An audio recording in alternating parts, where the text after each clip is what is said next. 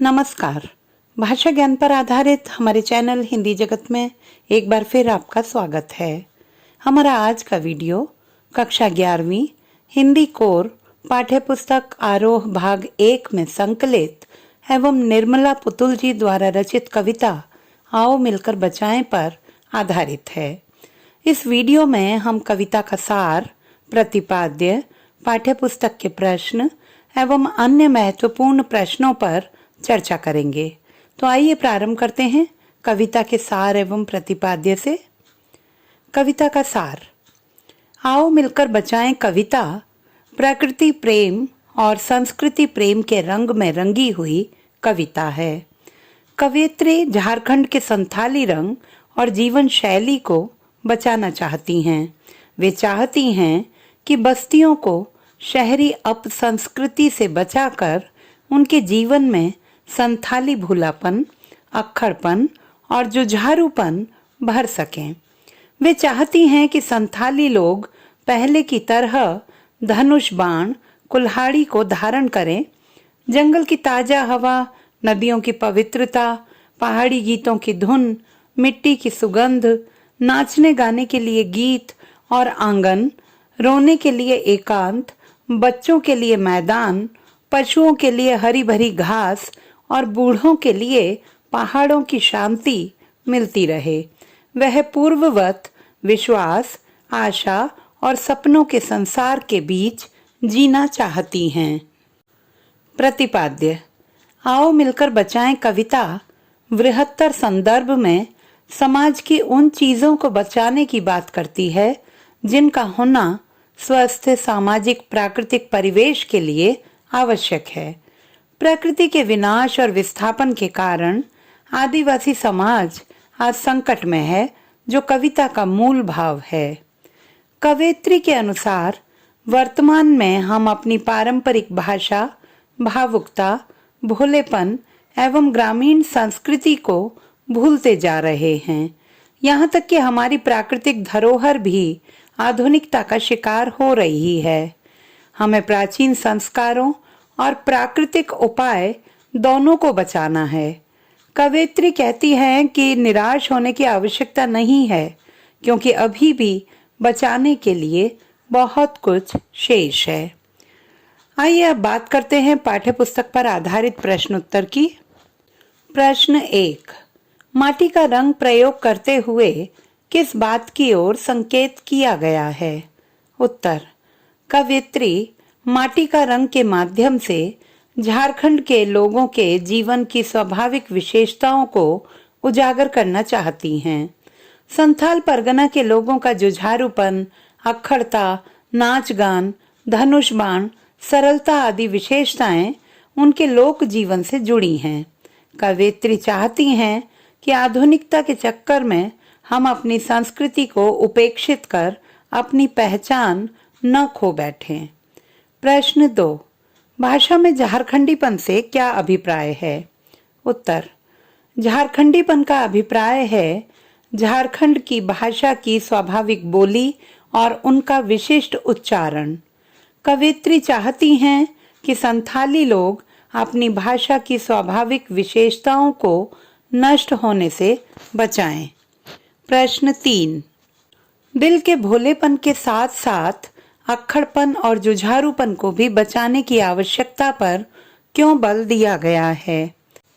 उत्तर। कवयित्री अपने परिवेश की स्वाभाविक विशेषताओं के प्रति लगाव रखती हैं।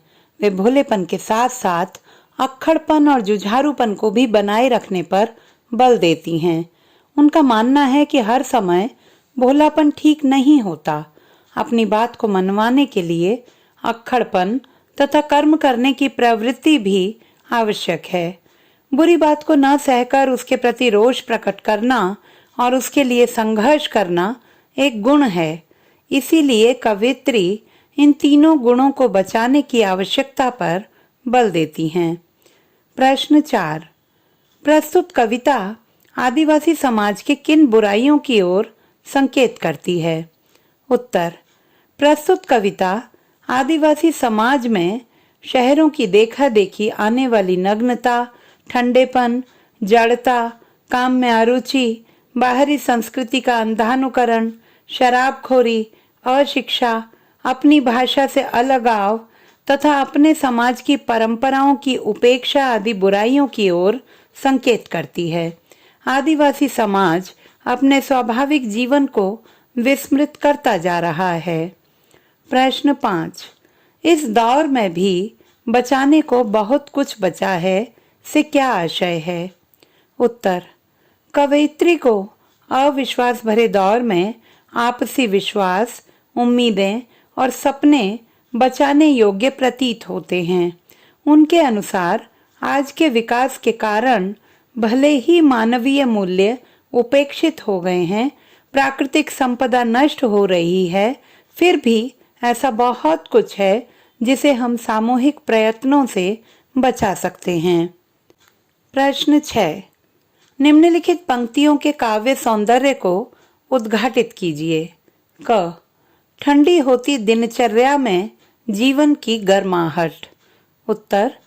ठंडी होती दिनचर्या का आशय है उत्साहहीन, उमंगहीन जीवन।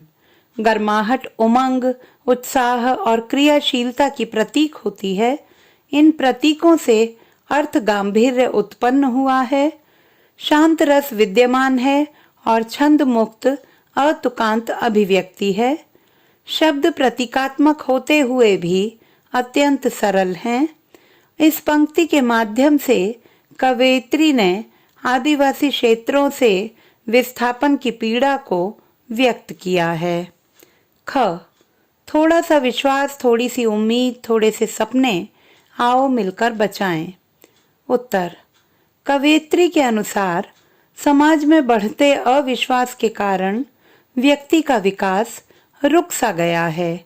वह अपने प्रयासों से लोगों की उम्मीदें, विश्वास और सपनों को जीवित रखना चाहती हैं। वह सभी लोगों से इस दिशा में प्रयास करने का आह्वान करती हैं। प्रेरणापूर्ण स्वरों में प्रवाहपूर्ण अभिव्यक्ति है।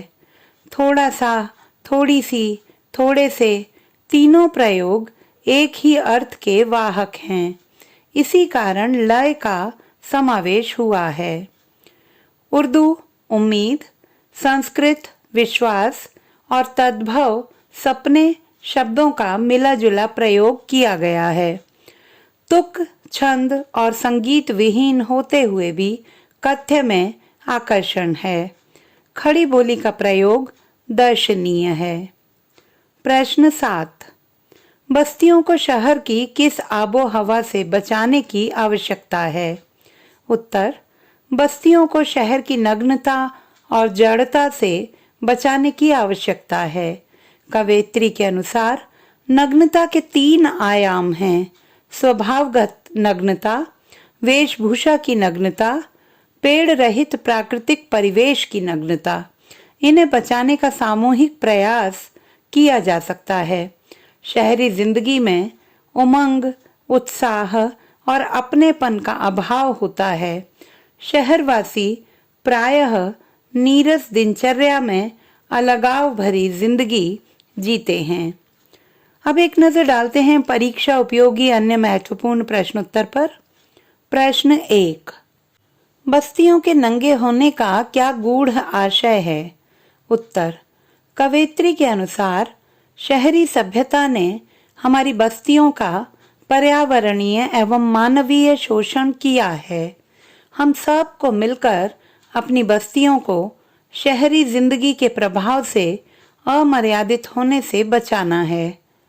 प्रश्न 2। निम्नलिखित का आशय स्पष्ट कीजिए। जीवन की गर्माहट, मन का हरापन, ठंडी होती दिनचर्या। उत्तर। जीवन की गर्माहट का आशय है उत्साह और उमंग से परिपूर्ण क्रियाशील जीवन। मन के हरेपन का आशय है मन की सरसता, मधुरता और आह्लाद।